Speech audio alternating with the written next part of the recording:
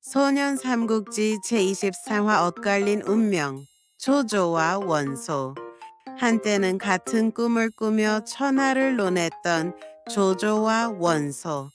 유년 시절부터 함께 자라며 서로의 재능을 알아보고 격려했던 두 젊은이는 훗날 각자의 길을 걸으며 중원의 패권을 놓고 피할 수 없는 대결을 펼치게 될 줄은 꿈에도 몰랐다. 세월은 그들을 각자의 길로 이끌었고 이제 그들은 피할 수 없는 대결을 앞두고 있었다. 북방의 맹주 원소와 신흥 강자 조조, 관도 벌판에 마주 선양 진영의 깃발은 바람에 세차게 나부꼈고 전운이 감도는 하늘 아래 병사들의 함성은 대지를 뒤흔들었다.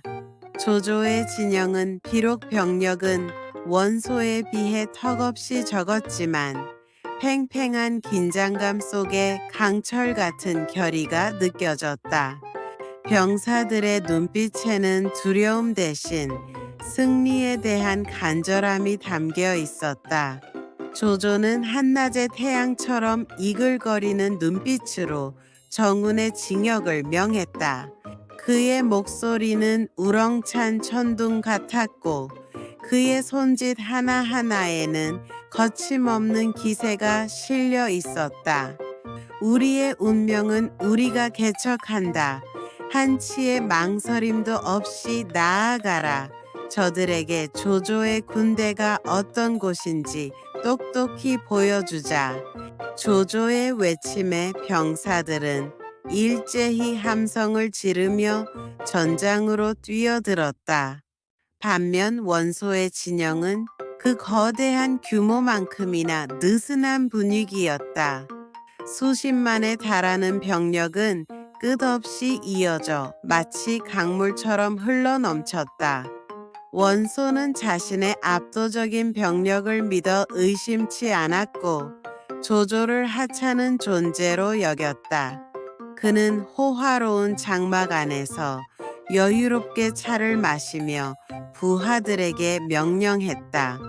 별것 아닌 조조다. 고작 몇만의 오합지조를 이끌고 우리에게 맞선다니 그 용기는 가상하다 할 수 있겠군. 가볍게 상대하고 오너라. 쓸데없이 병력을 소모하지 말고. 원소의 아들들은 각자 자신의 공을 세우려 혈안이 되어 있었고 그들의 오만함은 병사들에게까지 전염되는 듯 했다. 첫 전투는 조조의 기습적인 전술로 시작되었다. 조조는 병력을 분산시켜 원소군의 측면을 강타했고 원소군은 예상치 못한 공격에 혼란에 빠졌다. 특히 조조의 명장 하후연은 재빠른 기동력으로 원소군의 후방을 교란하며 보급로를 위협했다.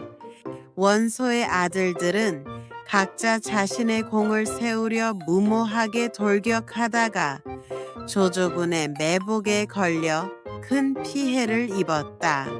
조조는 이 기회를 놓치지 않고 맹렬히 공격하여 원소군의 사기를 꺾었다. 조조군의 용맹함과 기발한 전술에 원소군은 예상치 못한 피해를 입고 후퇴할 수밖에 없었다. 하지만 원소는 워낙 병력이 많았기에 쉽게 무너지지 않았다. 그는 흩어진 병사들을 다시 불러 모으고 전열을 재정비했다. 원소의 장수들은 자존심의 상처를 입고 더욱 맹렬한 방역을 시작했다. 원소군의 파상 공세에 조조군은 수적으로 열세였기에 점점 밀리기 시작했다. 병사들의 얼굴에는 피로와 함께 불안감이 스쳐 지나갔다. 전장은 피와 흙먼지로 뒤덮였고 칼날이 부딪히는 소리와 병사들의 비명소리가 난무했다. 조조는 이를 악물고 버텼지만 거대한 원소군의 물량 공세 앞에서는 한계가 있었다.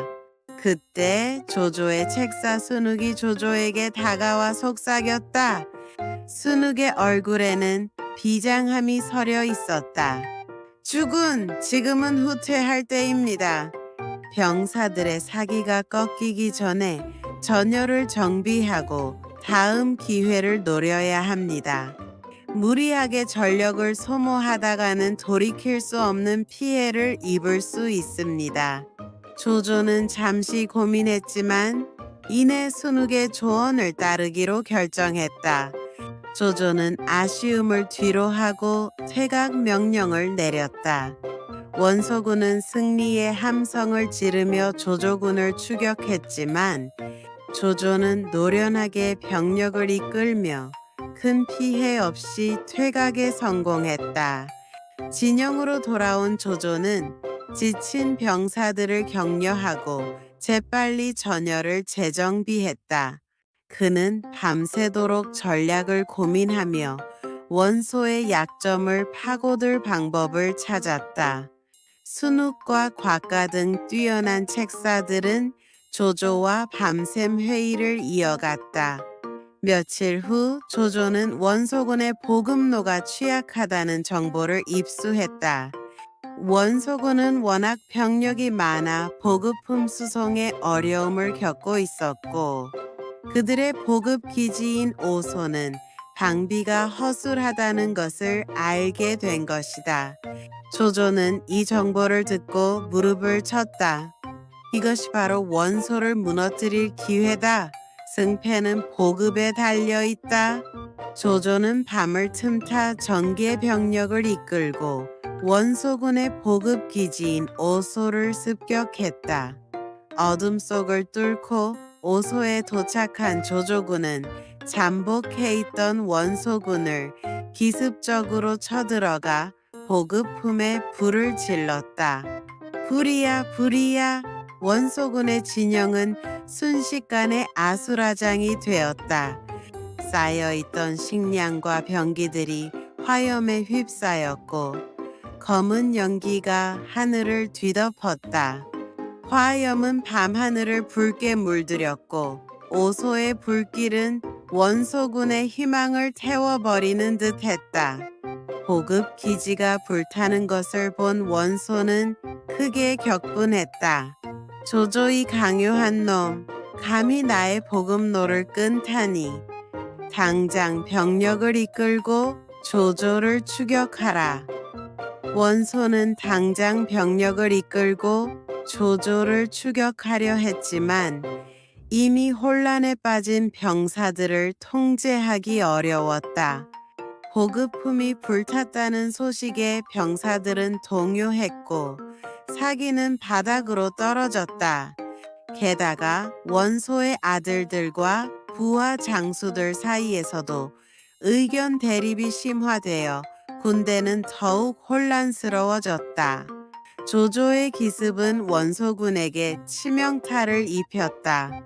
식량과 물자가 부족해지자 원소군의 사기는 땅에 떨어졌고 병사들 사이에서는 불평과 불만이 터져 나오기 시작했다.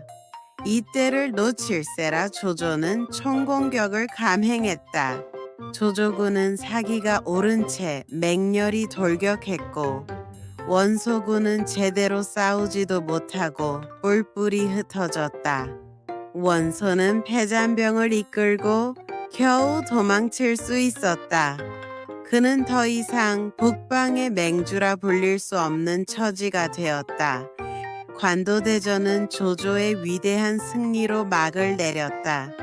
조조는 이 승리를 통해 중원의 패권을 확고히 했고 원소는 이 패배로 몰락의 길을 걷게 되었다.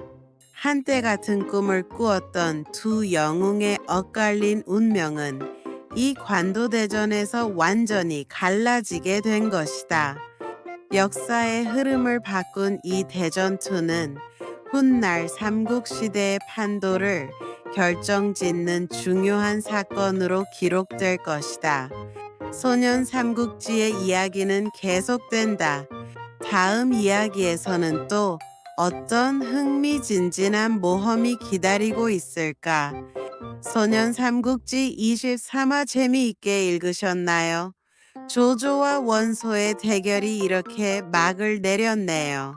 다음 24화에서는 또 어떤 이야기가 펼쳐질지 기대되지 않나요? 구독과 좋아요 부탁해요.